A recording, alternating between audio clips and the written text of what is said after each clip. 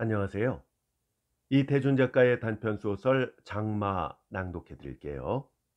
작가와 작품에 대한 자세한 소개는 본 동영상 설명란을 참고하시기 바랍니다. 저희 채널에 이태준 작가의 작품들이 이미 많이 올라가 있으니까요. 그 작품들도 함께 둘러보시면 좋겠습니다. 그럼 지금부터 작품 만나보실까요? 장마, 이태준. 가만히 누워있느니 반쯤이나 좀 열어보구려. 그건 또 무슨 소리야? 책이 모두 썩어도 몰라요? 하고 아내는 몰래 감춰두고 쓰는 전기다리미 줄을 내다가 곰팡을 턴다. 먼저 본 사람이 좀 내다가 그렇게 털구려. 일이 없어서 그런 것 가정하겠군. 좀 당신 건 당신이 해봐요. 또 남 보고만 그런 것도 못 보고 집에서 뭘 했냐 마냐 하지 말고. 에이, 그만둡시다. 말이 길면 또 어쩌녁처럼 돼. 하고 나는 마룻바닥에서 일어나 등의자로 올라앉았다. 등의자도 삶아낸 것처럼 눅눅하다. 적삼 고름으로 파놓은 데를 쓱 문대 보니 송충이나 꿰뚫은 것처럼 곰팡이와 때가 시퍼렇고 시커멓게 묻어난다. 나는 그제야 오늘 아침에 새로 입은 적삼인 것을 깨닫고 얼른 고름을 감추며 아내를 보았다. 아내는 아직 전기다리미 줄만 마른 행주로 훔치고 있었다. 보았으면 으레 어리네유 남 기껏 빨아대려 입혀놓으니까 하고 한마디, 혹은 내가 가만히 듣고 있지 않고 맞받으면 10마디 20마디라도 나왔을 것이다. 늙은 내외처럼 흥흥거리기만 하고 지내는 것은 벌써 인생으로서 피곤을 느낀 뒤이다. 젊은 우리는 가끔마다 한 번씩 오금을 박으며 꼬집어 떼듯이 말총을 쏘고 받는 것도 다음 시간부터의 새 공기를 위해서는 미상불 필요한 청량제이기도 하다. 그러나 요즘 2주일 동안은 비에 갇혀서 내가 나가지 못한 때문인지 공연히 말다툼이 잦았다. 부부간의 말다툼이란 우리의 길지 못한 경험에선 언제든지 지내놓고 보면 공연스러웠던 것이 원칙으로, 우리가 어쩌녁에 말다툼한 것도 다툴 이유로는 여간 희박한 내용이 아니었다. 소명이란 년이 하루에 옷을 4벌을 말아 놓았다는 것이 동기였다. 해는 나지 않고 젖은 옷은 썩기만 하는데 왜 자꾸 비를 맞고 나가느냐고 쥐어박으니 아이는 악을 쓰고 울었다. 나는 시끄러우니까 탄할 밖에 없었다. 아이들이란 비도 맞고 놀아버릇을 해야 감기 같은 것에 저항력도 생기는 것인데, 어른이 옷을 말려 댈 수가 없다는 이유로 감금을 하려 들 뿐만 아니라 구타까지 하는 것은 무슨 몰상식 무책임한 짓이냐고 하였더니 아내는 지지 않고 책임이라 하니 그런 책임이 어째 어멈에게만 있고 애비에겐 없을 리가 있느냐는 것이다. 또 그렇게 아이들이 하루에 옷을 몇 벌을 말아 놓든지 다리지 않게 왜 옷을 여러 벌 사다 놓지 못하느냐. 또 젖은 옷도 썩을 새 없이 말릴 만한 그런 설비 완전한 집을 왜 지어 놓지 못하느냐. 그러고도 큰 소리만 탕탕하고 앉았는 건 남편이나 애비 된 자로서 무슨 몰상식 무책임한 짓이냐 하고 우리 집 경제적 설비의 불완전한 점은 모조리 외고 있었던 것처럼 지적해가면서 특히 왜 못하느냐에 강한 악센트를 넣어가며 나의 무능을 힐책하는 것이었다. 이런 경우에 나의 말막음은 역시 태연한 것으로, 또 이건 무슨 약속 위반이야? 혼이 나기 전에 물질적으로 어떤 곤란이 있든지 불평하지 않기로 약속한 건 누구야? 그래도 저쪽에서 나오는 말이 많으면 최후로는 그럼 마음대로 해봐 이다. 이 마음대로 해보라는 말은 가장 함축이 많은 수로로서 저쪽에서 듣고만 있지 않고 마음대로 어떻게 하란 말이야 하고 해석을 요구하는 경우에는 얼마든지 폭탄적 선언으로 설명을 들려줄 수 있는 것이니 아내 비위를 초점적으로 건드리는 데는 가장 효과 있는 말이 된다. 어제는 이 수러를 설명하는 데까지 이르렀더니 아내의 골은 밤잔 원수가 없다는 말은 아무 의미도 없게 아침까지 풀리지 않은 모양이었다. 비는 어쩌면 그칠 듯하다. 나는 마루 밑에서 구두를 꺼냈다. 안팎으로 곰팡이가 파랗게 피었다. 여보, 나는 어쩌녁이래 처음으로 의논성스럽게 아내를 불러본다. 아내는 힐끗 보기만 한다. 여보, 부르지 않고는 말을 못하나? 곰팡이가 식물이든가 동물이든가? 싱겁기는. 나는 사실 가끔 싱겁다. 오래간만에 넥타이를 매느라고 거울을 들여다보았더니 수염이 마당의 잡초처럼 무성하다. 면도를 하고 나갈까? 면도칼을 꺼내보니 녹이 슬었다. 여럿이 쓰는 물건 같으면 또 남을 탓해 쓸는지 모르지만 나 혼자밖에 쓰는 사람이 없는 면도칼이라 녹이 쓴 것은 틀림없이 내가 물기를 잘 닦지 못하고 둔 때문이다. 녹을 벗기려면 한참 갈아야 되겠다. 물을 떠오너라 비누를 좀 내다 다오. 다 귀찮은 노릇이다. 링컨처럼 구레 나룻을 가진 시인 이상의 생각이 난다. 사내 얼굴에는 수염이 좀 거칠어서 야성미를 띄어보는 것도 좋은 화장일지 모른다. 그러나 내 수염은 좀 빈약하다. 사진을 보면 우리 아버지는 꽤 긴 구레 나룻이었는데 아버지는 나에게 그것을 물리지 않으셨다. 아직 11시. 그러나 낭낭이나 명치 제후가쯤 가면 사무적 소속을 갖지 않은 이상이나 구보, 즉 소설가 박태원 같은 이는 혹 나보다 더 무성한 수염으로 커피잔을 앞에 놓고 무료히 앉아 있을는지도 모른다. 그러다가 내가 들어서면 마치 나를 기다리기나 하고 있었던 것처럼 반가이 맞아줄는지도 모른다. 그리고 요즘 자기들이 읽은 작품 중에서 어느 하나를 나에게 읽기를 권하는 것을 비롯해서 나의 곰팡이 쓴 창작욕을 자극해주는 이야기까지 해줄는지도 모른다. 나는 집을 나선다. 포도원 앞쯤 내려오면 늘 나는 생각. 버스가 이 돌다리까지 들어왔으면 하는 생각을 오늘도 잊어버리지 않고 하면서 개울물을 내려다본다. 여러 날째 씻겨 내려간 개울이라 양치질을 해도 좋게 물이 맑다. 하나 낙내가 지나면서 빨래하기 좋겠다 하였다. 이런 맑은 물을 보면 을에 빨래하기 좋겠다나 느낄 줄 아는 조선 여성들의 불우한 풍속을 슬퍼한다. 푸른 하늘은 한 군데도 보이지 않는다. 고개 올라서니 하늘은 더욱 낮아진다.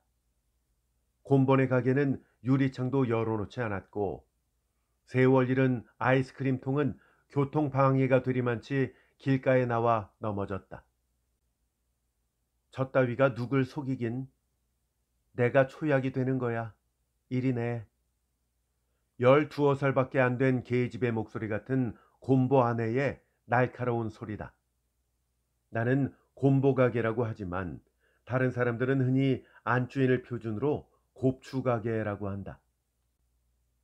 얼굴은 늘 회충을 연상하게 창백한데 좀 모두가 소규모여서 그렇지 그만하면 이쁘다고 할 수 있는 눈이요, 코요, 입을 가져서 곱추만 아니었다면 곰보로는 올려보지도 못할 미인이다.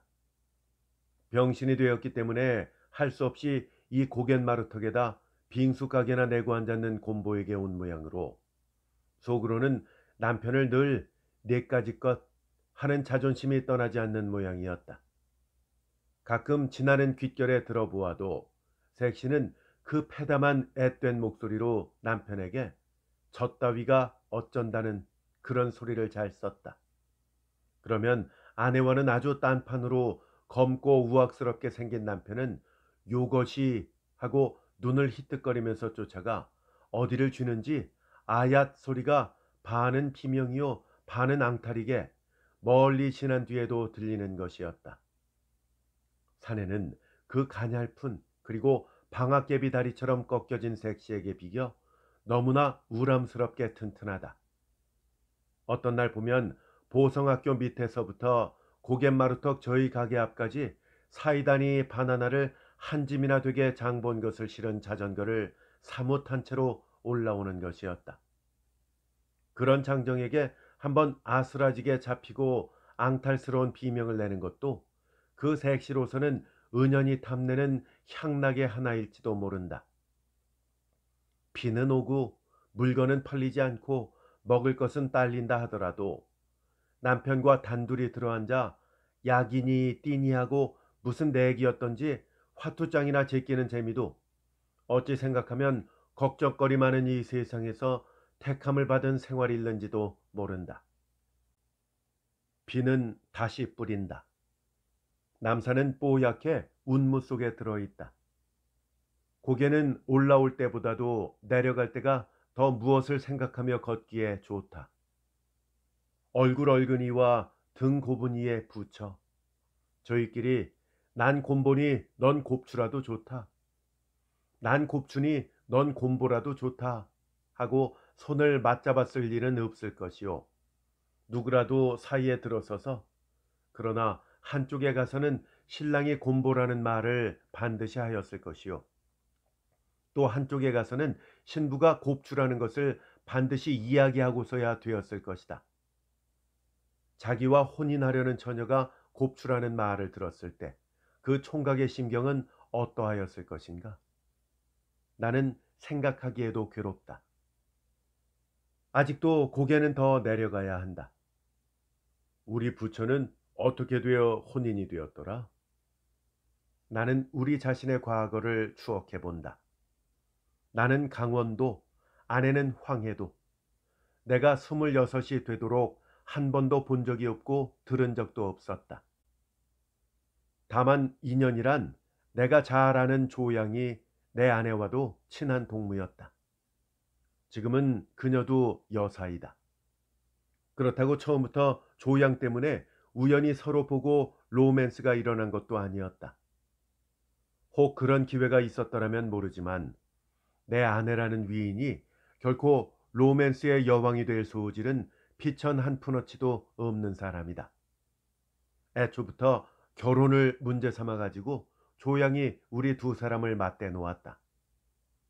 조양은 저쪽에다 나를 무엇이라고 소개했는지는 모르지만 나한테다가는 첫째 가정이 저음잖고 고생은 못 해봤으나 무엇이든 처지대로 감당해 나갈 만한 타협심이 있고 신여성이라도 모던과는 반대요.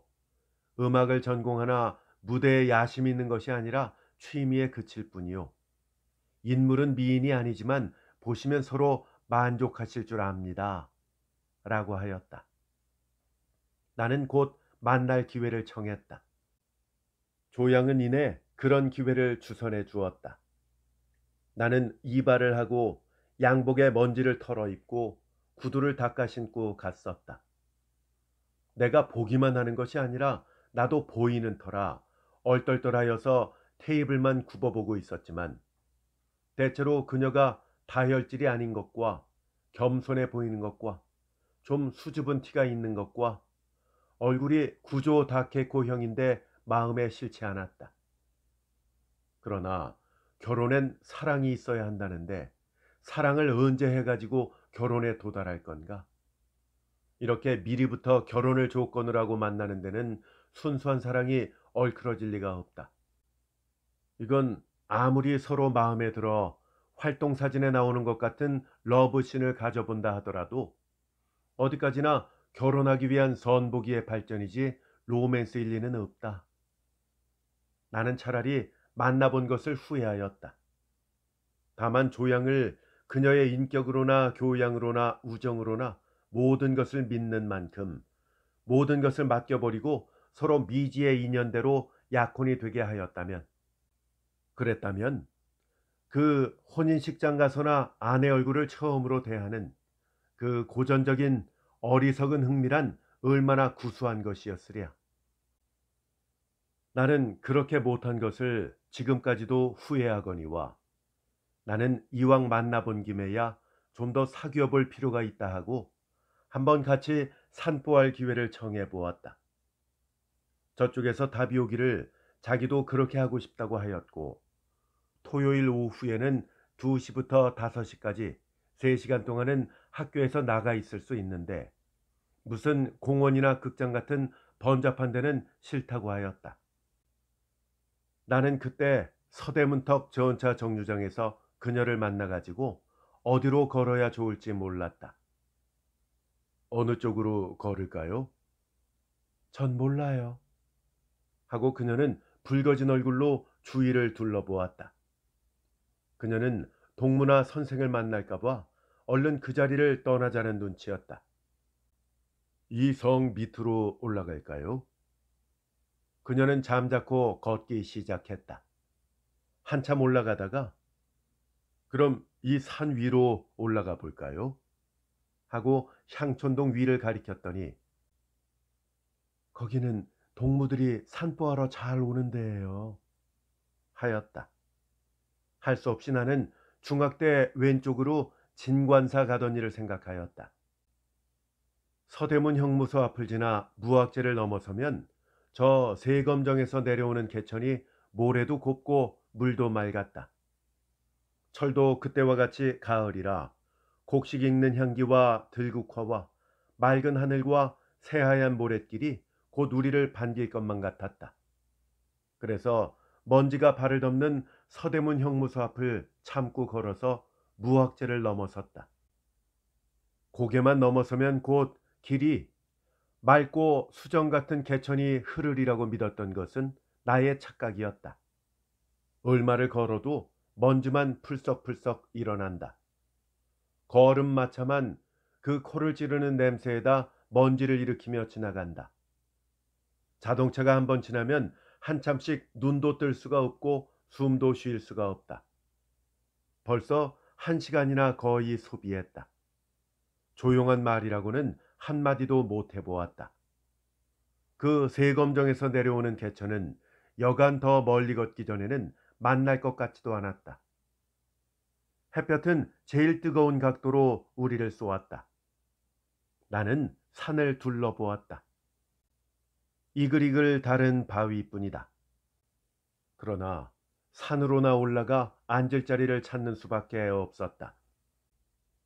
산은 나무가 좀 있는 데를 찾아가니 맨 새빨갛게 송충이 먹은 소나무뿐이었다. 그리고 좀 응다리 친 데를 찾아가 앉으니 시로리만한 물줄기에는 빨래꾼들이 천엽이나 하듯 법석였다.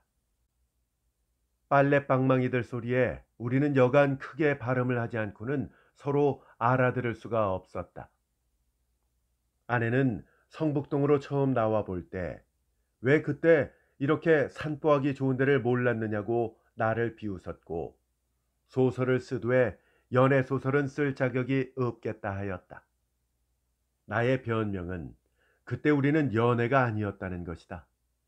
그런 소리를 하면 아내는 셀쭉해져서 그럼 한이 풀리게 연애를 한번 해보구려 하는 것이다. 아닌 게 아니라 가끔 연애욕이 일어난다. 이것은 누구에게나 영원한 식욕일는지도 모른다.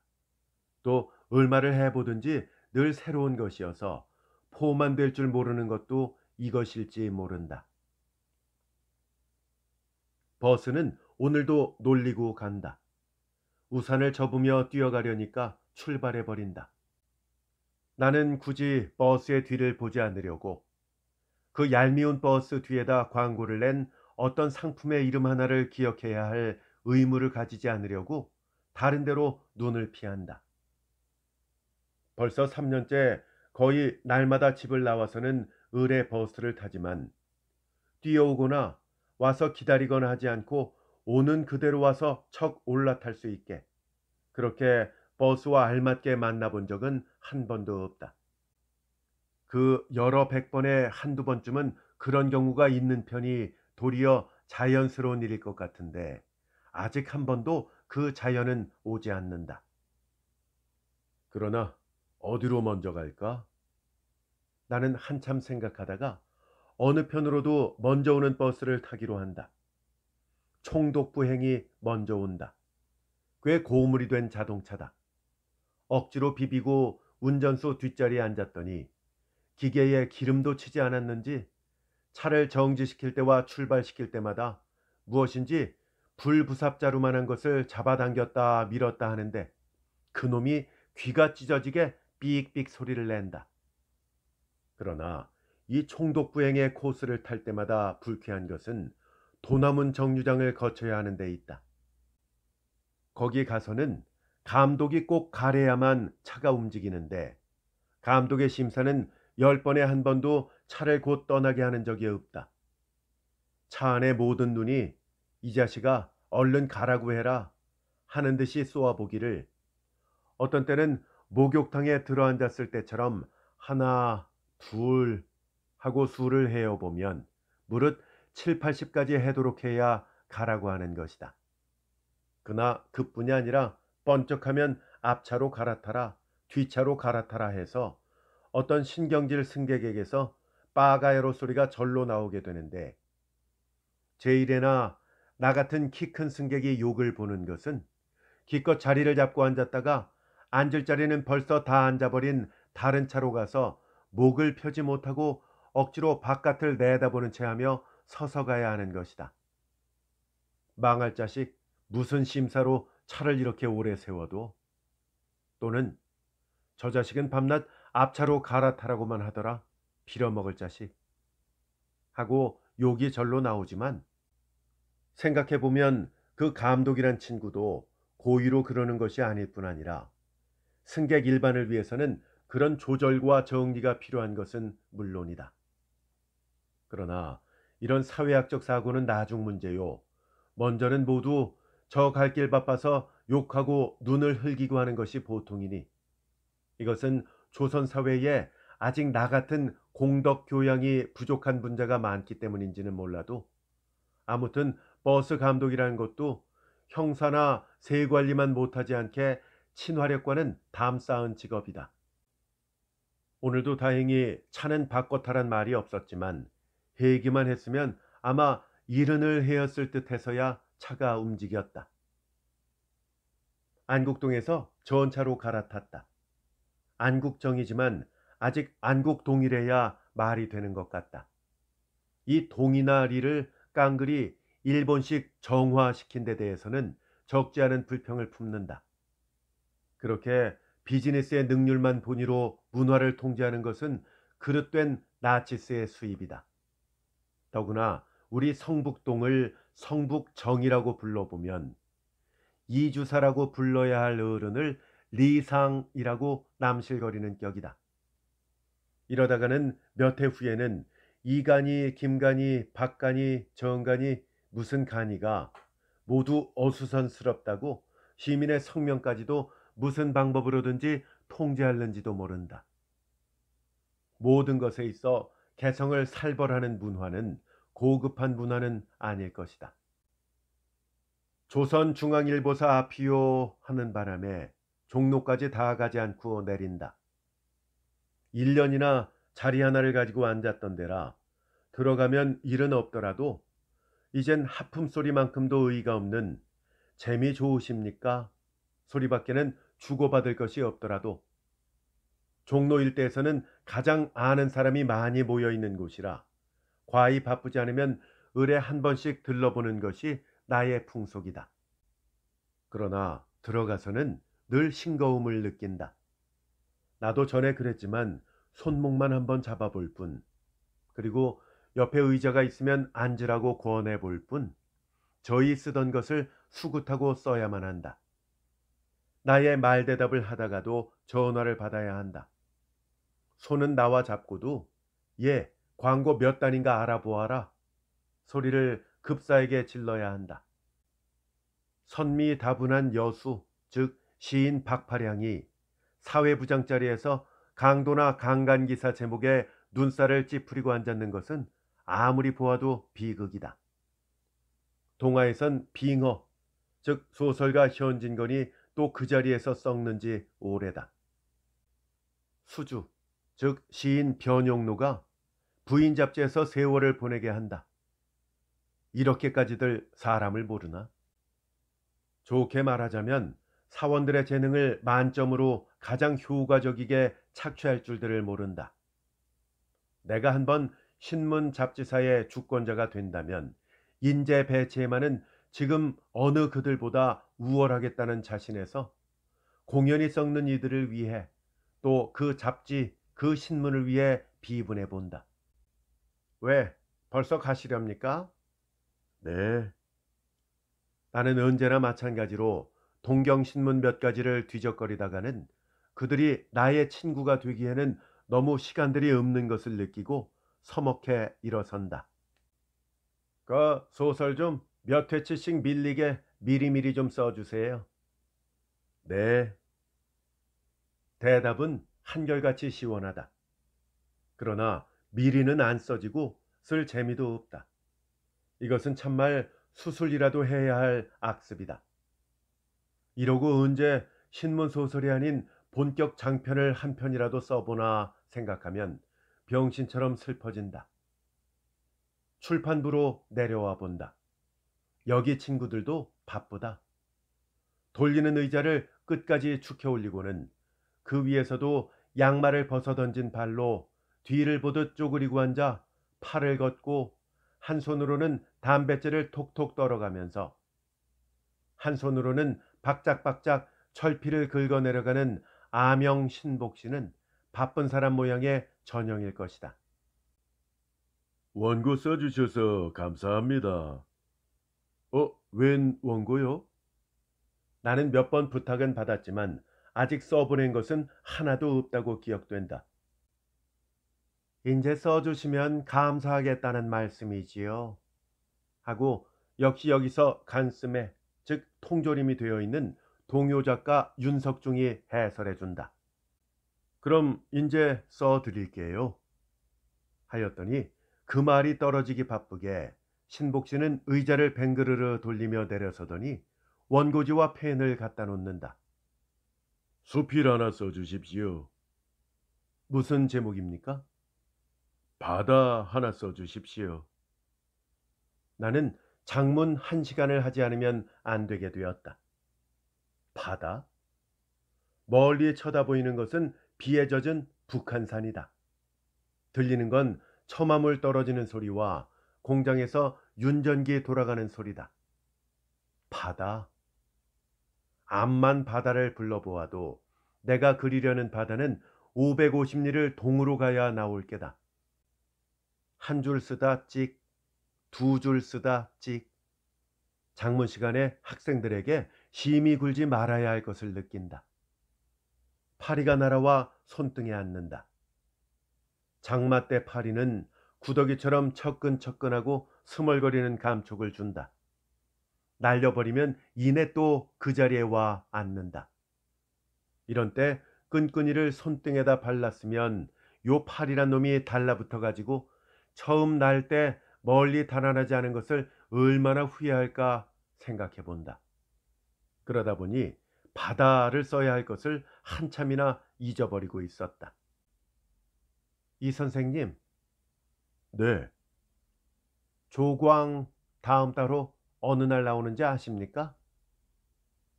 잘 모르는데요.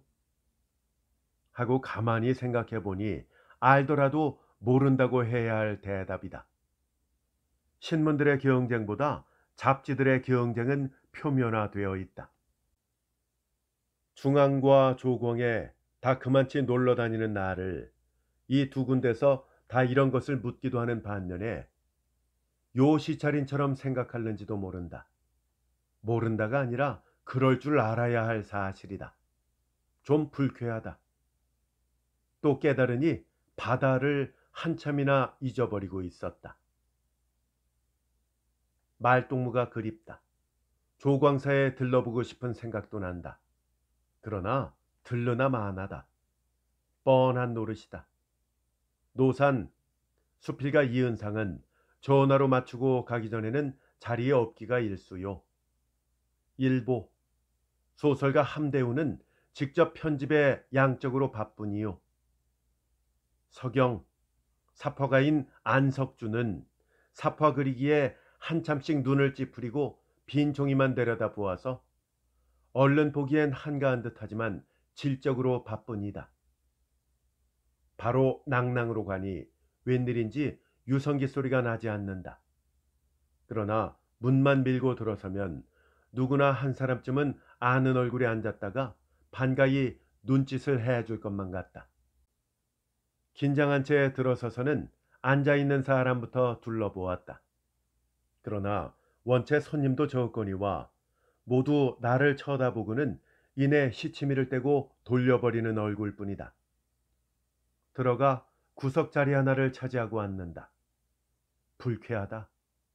내가 들어설 때 쳐다보던 사람들은 모두 낭낭때가 묻은 사람들이다. 인사는 서로 하지 않아도 낭낭에 오면 흔히는 만나는 얼굴들이다. 그런 정도로 아는 얼굴은 숫째 처음 보는 얼굴만 못한 것이 보통이다. 그런 얼굴들은 내가 들었으면 나도 저희들에게 그런 경우에 그렇게 할 수 있듯이 저자 또 오는군 하고 이유 없이 일종의 멸시에 가까운 감정을 가질 것과 나아가서는 저자는 무얼 해먹고 살길래 벌써부터 찻집 출근이람 하고 자기보다는 결코 높지 못한 아무 걸로나 평가해 볼 것에 미쳐서는 여간 불쾌하지 않다. 커피 한 잔을 달래 놓았지만 컵에 군물이 도는 것이 구미가 당기지 않는다. 그 원료에서부터 조리에까지 좀 학적 양심을 가지고 끓여놓은 커피를 마셔봤으면 싶다. 그러면서 화제 없는 이야기도 실컷 짓거려 보고 싶다. 나는 심부름하는 애를 불렀다. 너 2층에 올라가서 주인 좀 내려오래라. 아직 안 일어나셨나 본데요. 지금이 몇 시인데 가서 깨워라. 누구시라고 여쭐까요? 글쎄 그냥 가서 깨워.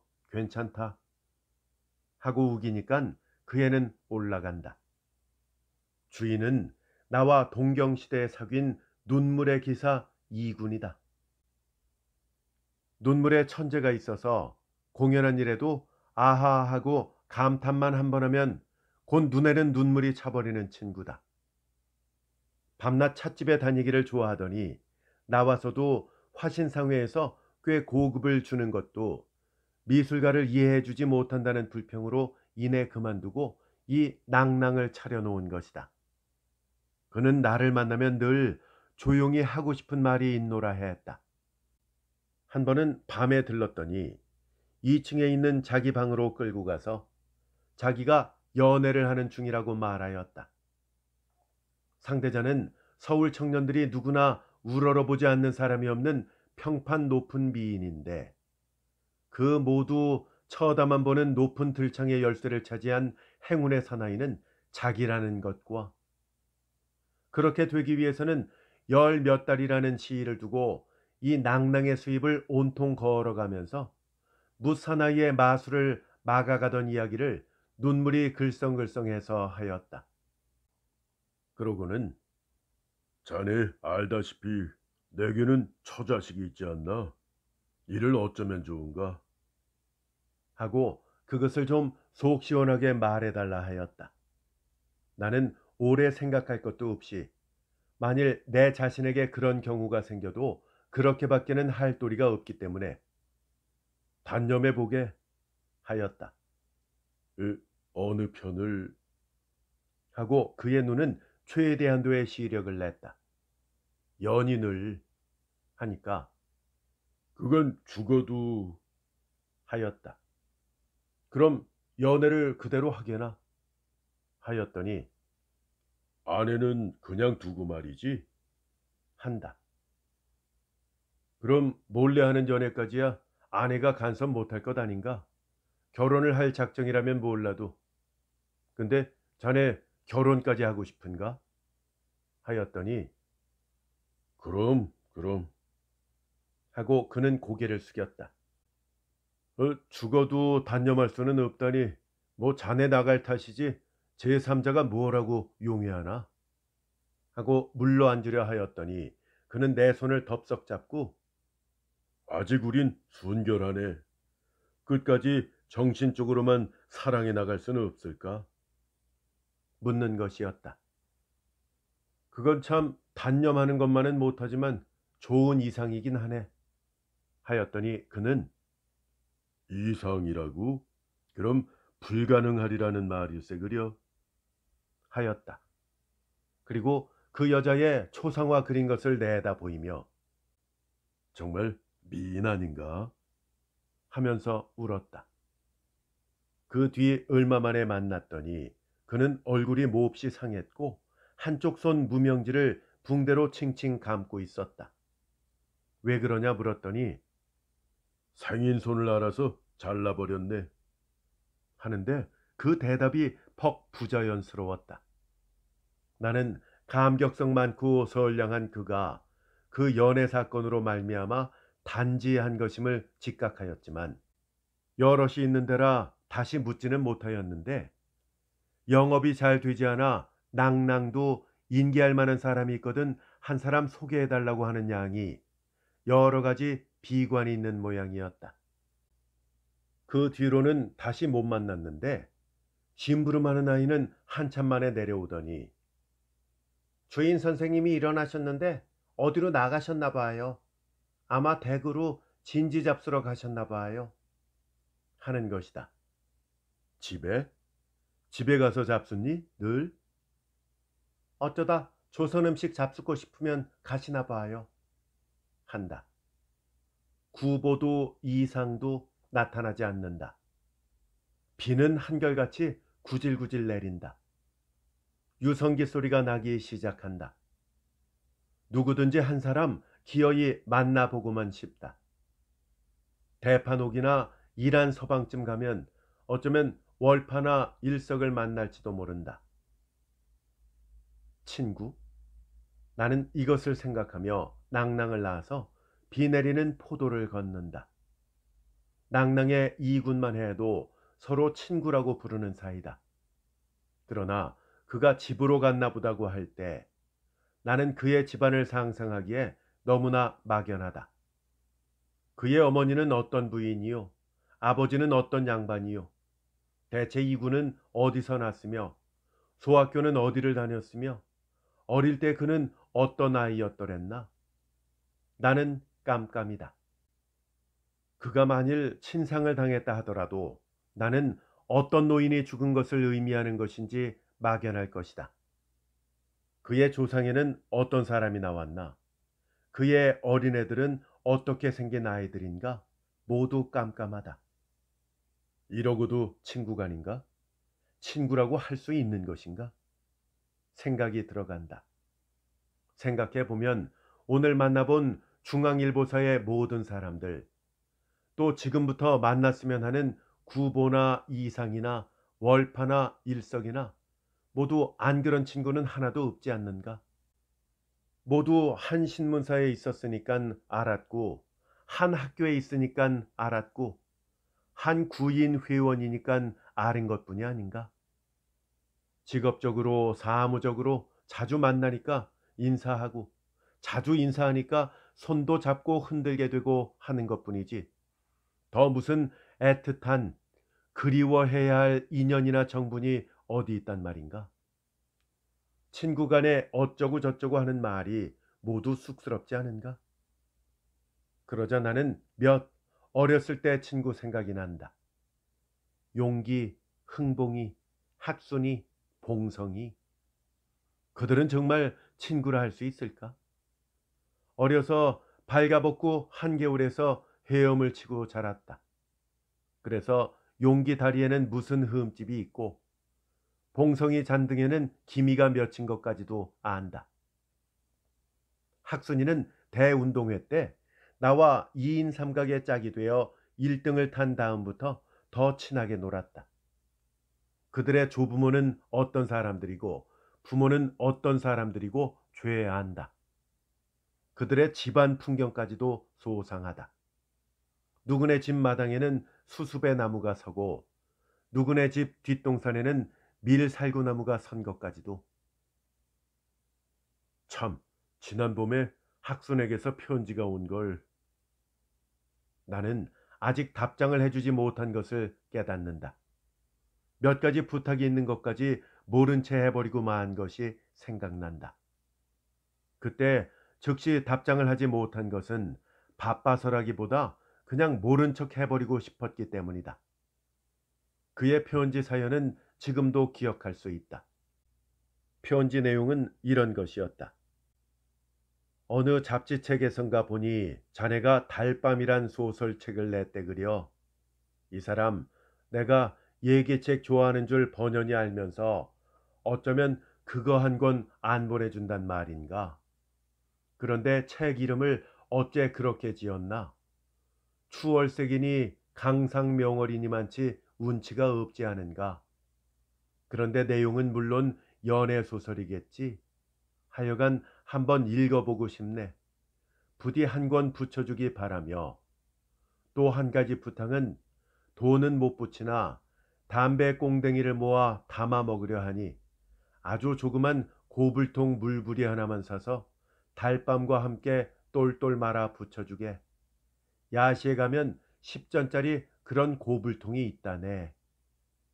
하는 내용이었다. 소학교 이후 그는 농촌에만 묻혀 있으니 남의 창작집을 추월색 따위 이야기책과 비교 말하려는 것이 무리는 아니지만 좀 불쾌하기도 하고 달밤을 보낸 데짜 그의 기대에 맞을 리가 없을 것이 뻔해서 그 고불통까지도 잠자코 내버려 두었던 것이다. 나는 후회한다. 그가 앓고 읽든 모르고 읽든 한 책 보내주어야 할 정리에 쥐뿔 같은 자존심만 낸 것을 후회한다. 나는 진고개로 들어서서 고불통 마도로스 파이프부터 눈여겨보았다. 하나도 10전급의 것은 없다. 모두 5, 6원 한다. 이런 것은 그에게 달밤이 맞지 않을 이상으로 당치 않은 것들이다. 대판옥 서점에 들어섰다. 책을 보기 전에 사람부터 둘러보았지만 아는 사람도 없다. 신간서도 변변한 것이 보이지 않는데 장마 때에 무슨 먼지나 앉았을라고 점원이 총채를 가지고 와 두드리기 시작한다. 쫓겨나와 일한 서방으로 가니 거기도 아는 얼굴은 하나도 없는 듯하였는데 그 아는 얼굴이 아니었던 속에서 한 사람이 번지르르한 레인코트를 털면서 내 앞으로 다가왔다. 저 이군 아닌가? 그의 목소리를 듣고 보니 전에 안경 안 썼던 때의 그의 얼굴이 차츰 떠올랐다. 강군. 나도 그의 성을 알아맞혔다. 중학때 한반이었던 사람이다. 그는 나의 손을 잡고 흔들면 흔들수록 옛날 생각이 솟아나는 듯 자꾸 흔들기를 한참 하더니 나를 본정 그릴로 데리고 갔다. 클럽에 들어서 모자를 벗는 것을 보니 머리는 상고머리요. 레인코트를 벗는 것을 보니 양복 저고리 에리에는 일장기 배지를 척 꽂았다. 자리를 정하고 앉더니 그는 그 일장기 꽂힌 옷깃을 가다듬고 그간 자네 가스야쿠 부리는 신문 잡지에서 늘 보았지. 가스야쿠 부리는 일본어로 활약상을 뜻한다. 다음에는 그래 돈줄 잡았나? 하는 것이다. 돈? 하고 나는 여러 가지 의미의 고소를 그에게 주었다. 그리고 자네는 돈 좀 붙들었나?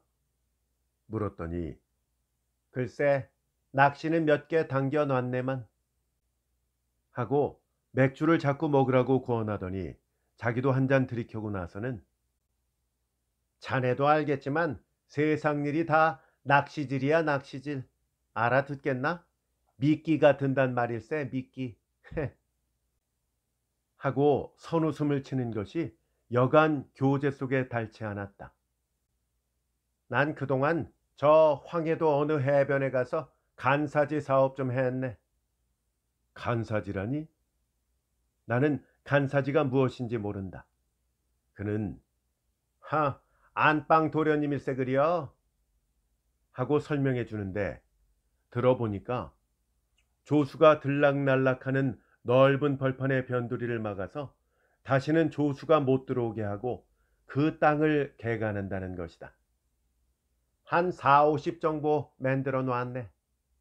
하더니 내가 그 사업의 가치를 잘 몰라주는 것이 딱한 듯 잘 팔리면 50만 원쯤은 무료할 걸세. 난 본부에 들어가서도 막 뻗대네 하는 것이다. 본부라니? 나는 간부와 대립되는 본부는 아닐 줄 알지만 그것도 무엇인지 몰랐다. 이 사람 서울 헛인네 그려 본부를 몰라? 총독부를? 하고 사뭇 무안을 준다.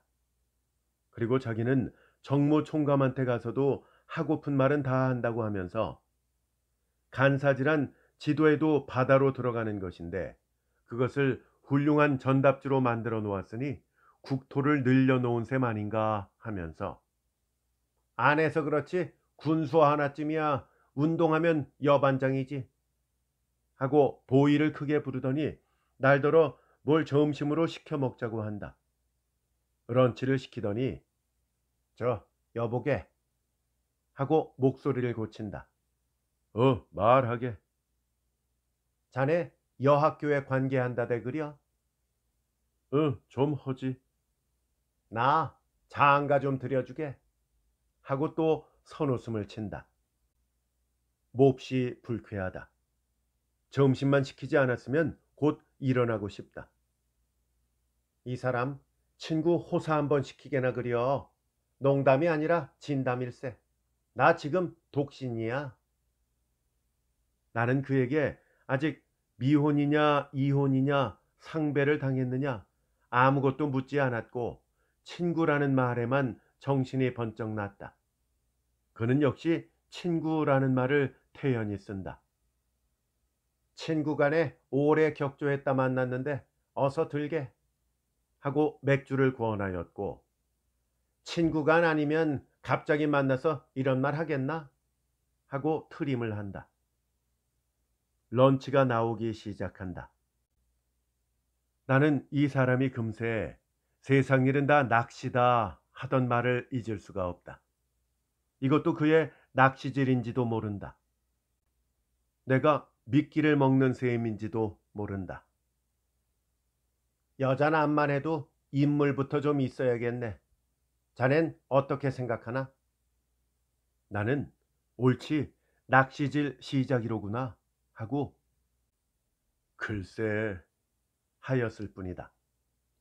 생각하면 낚시질이란 반드시 어부편에만 이롭게 돌아가는 것은 아니다.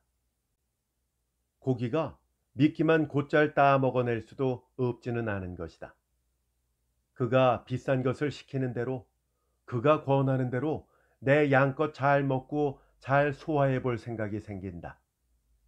그는 나중에 자넨 문학가니까 연애나 결혼이나 그런 방면에 나보다 대갈 줄 아네.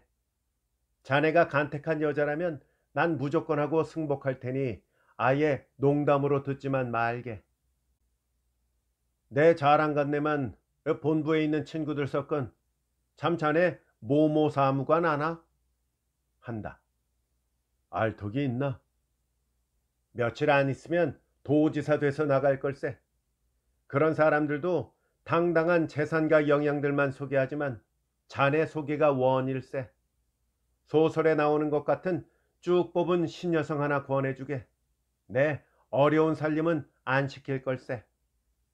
그리고 이 친구간이니 말일세만 독신된 훌은 자연 화륙의 계집들과 상종이 되니 몸도 이젠 괴롭고 첫째 살림꼴이 되나 어디 하더니 명함 한 장을 꺼내주고 서울 오면 교제상 어쩔 수 없어서 비전옥에 들어있으니 자주 통신을 달라 한다. 그리고 길에 나와 헤어져서 저만치 가다 말고 돌아서더니 꼭 믿네 하고 소리를 지르는 것이다. 그가 이제부터 또 누구에게 낚시는 몇 개 당겨놨네만 하는 말에는 오늘 나에게 런치 먹인 것도 들어갈는지도 모른다. 비는 그저 내린다. 못 먹는 맥주를 두어 컵이나 먹었더니 등허리가 후끈거린다. 이런 것이 다 나에게도 교재 속 공부일지 모른다. 지금쯤 아내는 골이 풀어졌을 듯도 하다. 그러나 내가 들어서면 또 절로 새침해질는지도 모른다. 내 어려운 살림은 안 시킬 걸세 하던 강군의 말이 잊혀지지 않는다.